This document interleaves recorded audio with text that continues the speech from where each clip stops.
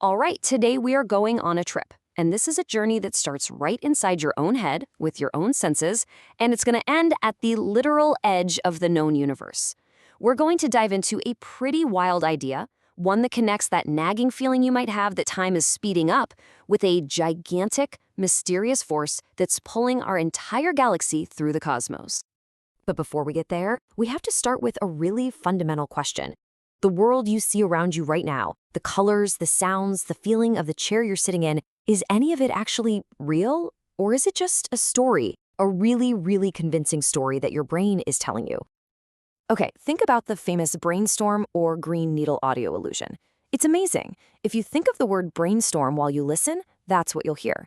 But if you play the exact same sound clip and think green needle, you'll hear that instead. You can actually switch back and forth. Nothing about the audio file changes. The only thing that's changing is what's happening inside your head. You are literally constructing your own reality in real time.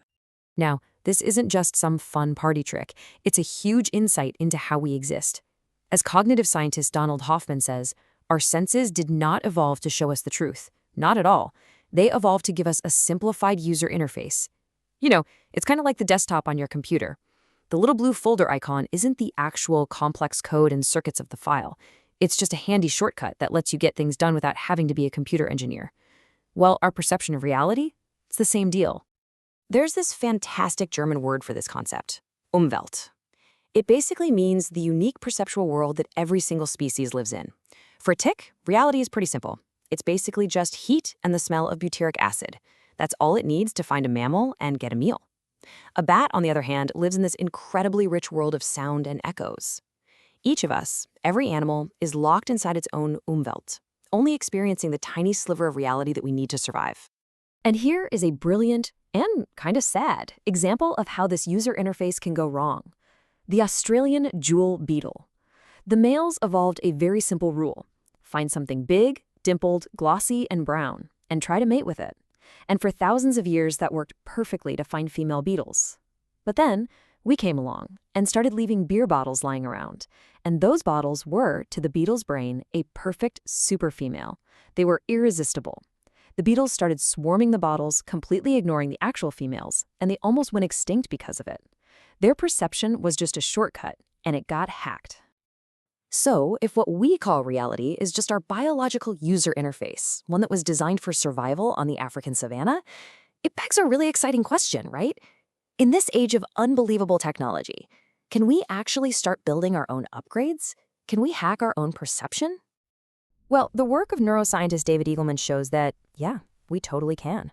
And there are two main ways to think about it. First, you've got sensory substitution.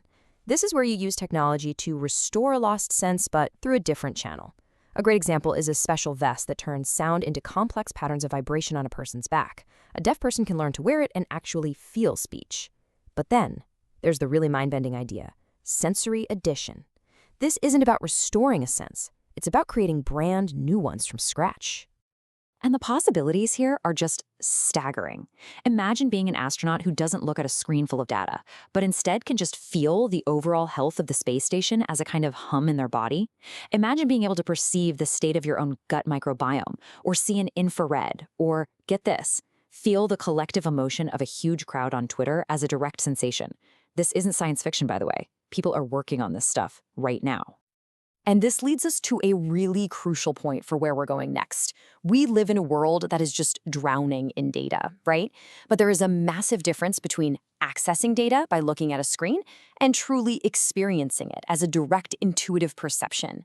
This is the first step to expanding our own world beyond what Mother Nature gave us. So yeah, we can build new senses to perceive new kinds of data. But what about the universe of information that's already flowing through us, constantly? That we can't detect at all? Take a look at this number, 10 trillion. That is the approximate number of invisible ghost particles, called neutrinos, that are passing through your thumbnail every single second.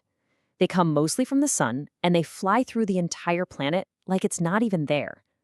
These particles are this constant, silent reminder that there is a vast, unseen universe all around us that our senses were just never built to see.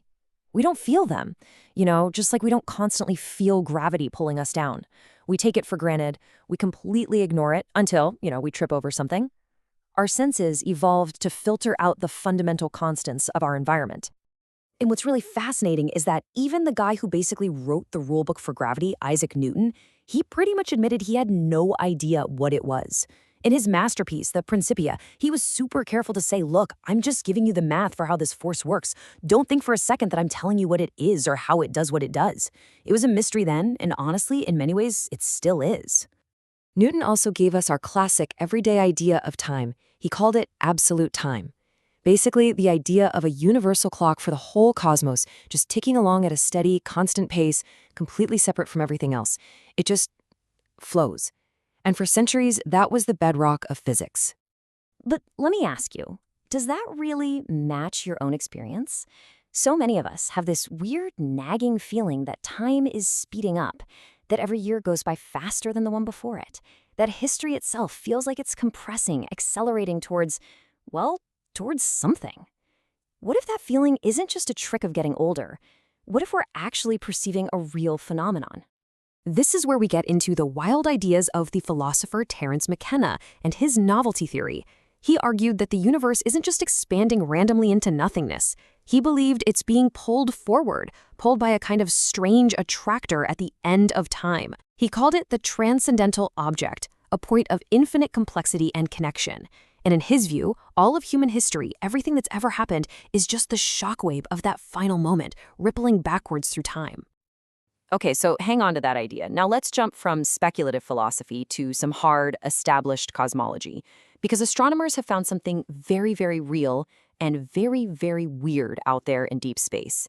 It's called the Great Attractor. It's an enormous gravitational anomaly, a concentration of mass so huge it's equal to tens of thousands of galaxies like our own.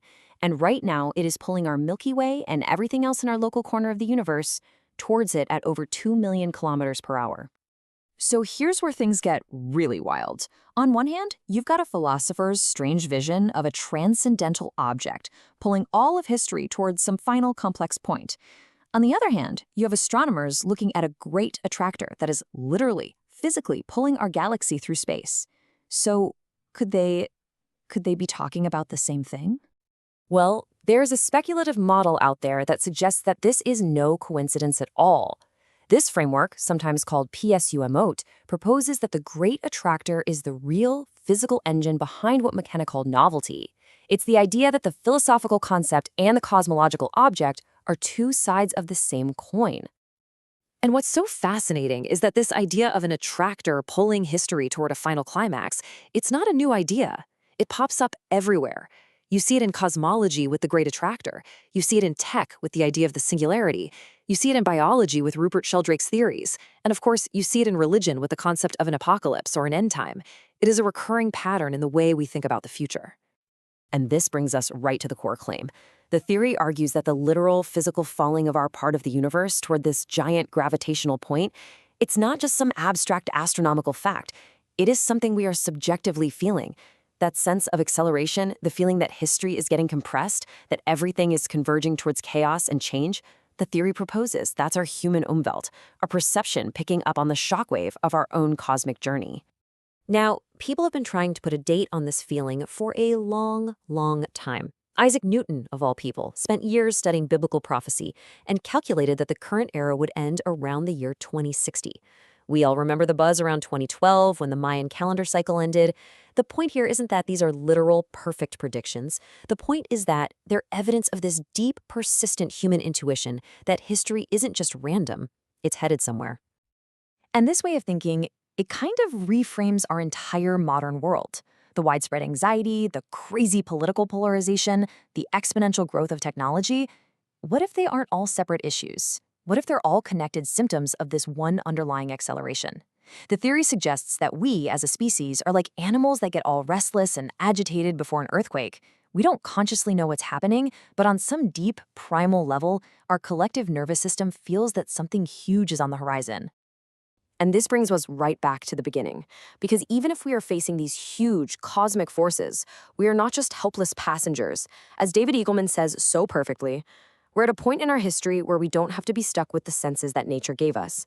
We now have the tools to choose our own peripherals, to build our own senses, and to define our own trajectory. So we're left with this. If reality is a user interface that we are just now learning how to hack and modify, and if the universe itself seems to be speeding up, accelerating towards some kind of grand finale, it leaves us with a really profound and very personal question. In the face of all that, how will you choose to experience your universe?